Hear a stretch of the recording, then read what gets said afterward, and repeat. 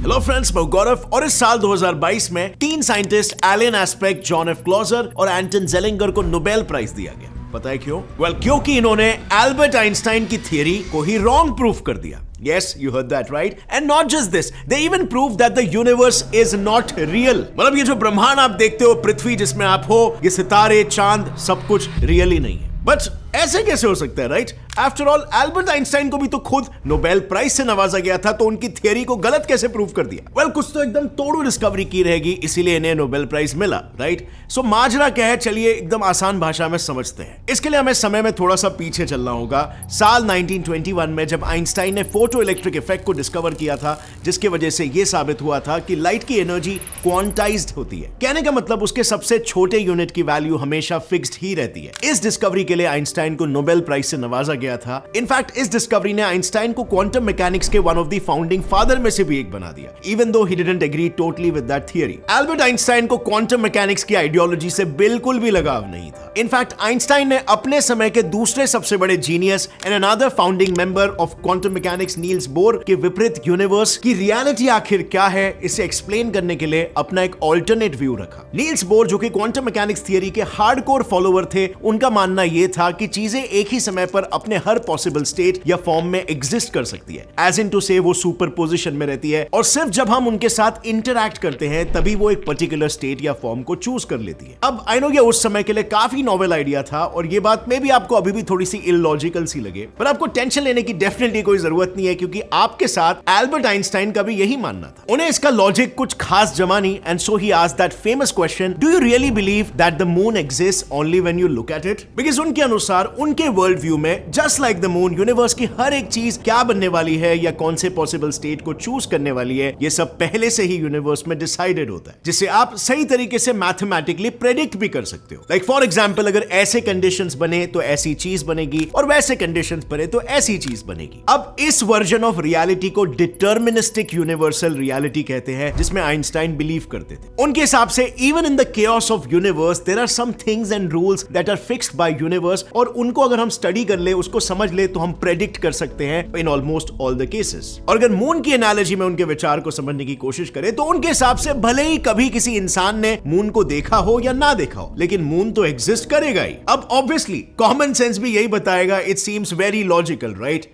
Well, classical mechanics में it's a yes, but quantum mechanics में maybe no.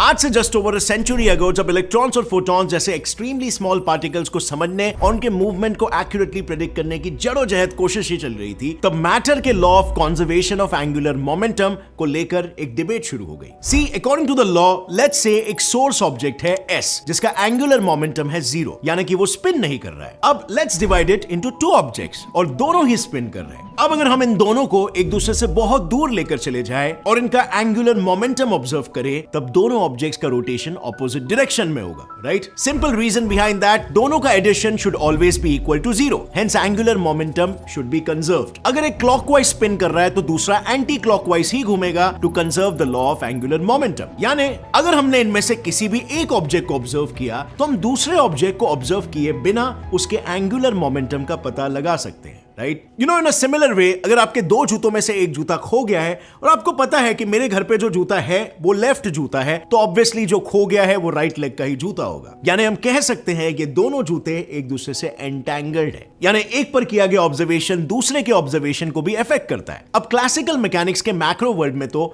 ये एक बहुत ही इंट्यूटिव सी बात है, लेकिन क्वांटम मैकेनिक्स के माइक्रो वर्ल्ड में कुछ बहुत ही अजीब होता है। जैसे कि मैंने पहले बताया, नील्स बोर ने यह स्टेट किया था कि क्वांटम मैकेनिक्स में हर एक पार्टिकल अपने सारे पॉसिबल स्टेट्स में एक साथ एग्जिस्ट करता है। यानी कि जब एक कॉमन सोर्स से 2 एंटैंगल्ड पार्टिकल्स क्रिएट होते हैं, तब वो दोनों ही अपने सारे पॉसिबल स्पिन स्टेट्स में एक ही साथ एग्जिस्ट करते हैं। और जब हम इन दोनों में से किसी एक पार्टिकल को ऑब्जर्व करते हैं, सिर्फ तभी ही वो पार्टिकल एक स्पेसिफिक स्पिन स्टेट में एग्जिस्ट करने लगते हैं। अब आई नो ये समझने में थोड़ा सा कंफ्यूजिंग लग रहा होगा, लेकिन रियल कंफ्यूजिंग कॉन्सेप्ट तो मैंने अभी तक बताया भी नहीं है। इट इज जब हम 2 एंटैंगल्ड पार्टिकल्स में से एक के स्पिन को ऑब्जर्व करते हैं, तब दूसरे पार्टिकल का स्पिन अपने आप पहले वाले से ऑपोजिट हो जाता है। यस, आई सेड हो जाता है, क्योंकि बोर के अनुसार एक पार्टिकल को ऑब्जर्व करने से पहले उसका कोई फिक्स स्टेट नहीं होता। यानी कि एक पार्टिकल को ऑब्जर्व करते ही दूसरे पार्टिकल को काइंड ऑफ पता चल जाता है कि एंगुलर मोमेंटम को कंजर्व रखना है, उसे कौन से स्टेट में एग्जिस्ट करने की जरूरत है। अब अगर फॉर्म होते ही हम इन दो पार्टिकल्स को एक दूसरे से कई कई लाइट ईयर्स दूर लेकर चले जाएं और फिर इनमें से किसी एक को ऑब्जर्व करें, तो अपने आप इंस्टेंटेनियसली दूसरा पार्टिकल पहले वाले से ऑपोजिट स्पिन में घूमने लगेगा। Now this is what is confusing, क्योंकि देखो आइंस्टाइन के मुताबिक हम यूनिवर्स का सिर्फ उतना ही हिस्सा एक्सपीरियंस कर सकते हैं जो लोकली एग्जिस्ट करता है। कहने का मतलब उतना ही बड़ा यूनिवर्स जितनी दूर तक लाइट एक स्पेसिफिक टाइम तक ट्रैवल कर सकती है। Basically because nothing can travel faster than the speed of light, not even information, right?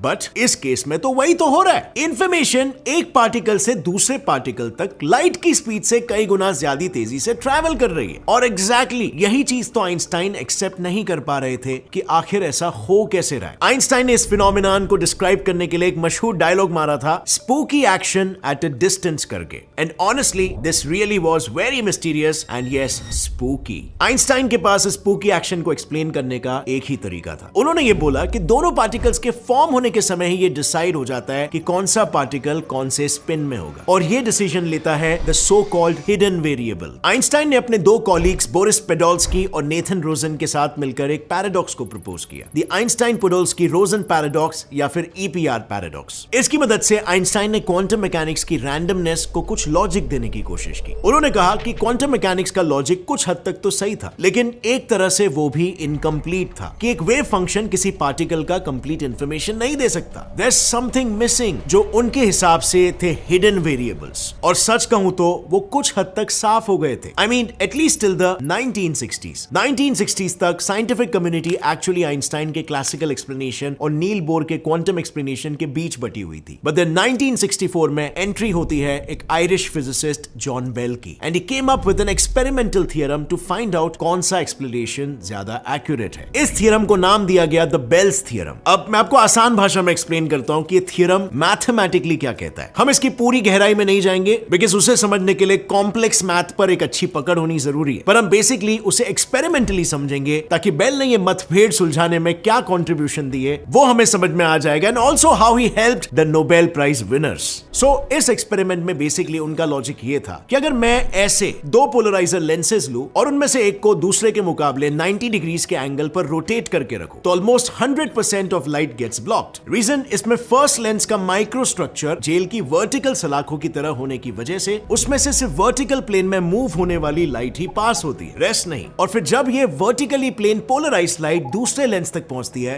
तो बिकॉज वहां वर्टिकल सलाखों को हमने 90 डिग्री से रोटेट करके हॉरिजॉन्टल कर दिया था, तो अब वहां वर्टिकल प्लेन वाली लाइट भी ब्लॉक हो जाती है, यानी in all 100% of the light gets blocked. But एक सेकेंड, व्हाट इफ हम इन परपेंडिकुलरली रोटेटेड पोलराइजर्स के बीच एक तीसरा पोलराइजर भी डाल दे 45 डिग्रीज के रोटेशनल एंगल पर? I mean, will we see any change? Well wait, it is showing some change. ये तो फर्स्ट पोलराइजर से पास हुई वर्टिकल लाइट को रोटेट करके उसे हॉरिजॉन्टल पोलराइजर से पास कर रहा है। इसका मतलब समझ रहे हो? अगर किसी लाइट के पास ऑलरेडी यूनिवर्स द्वारा दिया गया एक रिटन मैनुअल या हिडन वेरिएबल होता, just like what Einstein proposed, तो वो कभी अपने प्लेन का एंगल रोटेट नहीं करता, पर वो रोटेट कर रहा है। इसका मतलब it is independent of any such hidden variables, यानी सब कुछ जो हो रहा है वो रैंडमली हो रहा है, just like what quantum mechanics said. And you know, this is exactly where हमारे 3 नोबेल प्राइज विनर्स इस पिक्चर में आते हैं। वेल, बेल ने जो थ्योरम प्रपोज किया था वो मैथमेटिकल थ्योरम था। उसे प्रूफ करने के लिए ये जो अभी डिस्कस किया गया एक्चुअल फिजिकल एक्सपेरिमेंट हम देख रहे थे, वो एक्चुअली जॉन एफ क्लॉजर ने डिजाइन किया था, और फर्स्ट नोबेल प्राइज विनर। उसी में ये प्रूव हुआ कि यूनिवर्स को हिडन वेरिएबल्स नहीं सेट कर रहा है फॉर द फोटॉन्स, और ना ही फोटॉन्स को पता होता है कि वो कौन सा डिसीजन लेने वाले हैं। Everything is random. बट यहां पर एक क्वेश्चन आना जायज है, is this experiment accurate? I mean, there is still a catch. ये एक्सपेरिमेंट इतना सिंपल है कि universe without letting us know अब भी हमें चकमा देकर फोटॉन्स के लिए खुद डिसाइड कर सकता है। Meaning we need to repair this experiment, and this is where इस पिक्चर में एलेन एस्पेक्ट आते हैं, आवर सेकंड विनर। उन्होंने सोचा कि क्यों ना यूनिवर्स जैसे मंजे हुए खिलाड़ी के लिए मल्टीपल पोलराइजर सेटिंग्स और नॉर्मल की जगह एक्साइटेड लाइट फोटॉन्स लेकर गेम को थोड़ा और टफ बनाते हैं। That would be a much more accurate test against the universe. And you know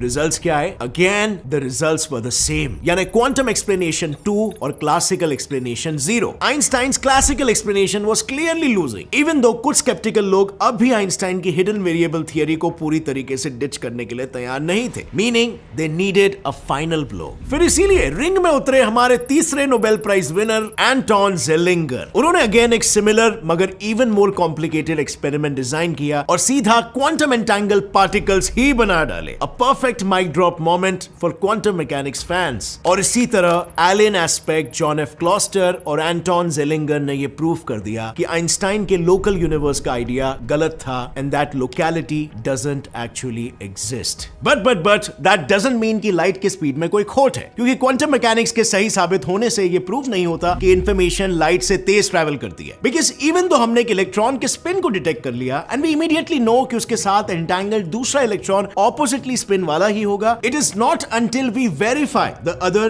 that we can say कि हाँ उसका स्पिन ऑपोजिट है. यानी technically information is still not travelling faster than the speed of light. So yeah that's about it. पुरानी theory भी destroy नहीं हुई. इस मामले में आपकी क्या राय है? नीचे कमेंट्स में शेयर करना. और अगर इस वीडियो से आपको कुछ भी नया सीखने मिला, आई एम वेरी श्योर आपको कुछ तो नया सीखने मिला होगा. एक लाइक जरूर ठोकना. Get set fly science channel को सब्सक्राइब कर लो ऐसे क्यूरियस वीडियोस के लिए. As always friends, stay curious, keep learning and keep growing. जय हिंद.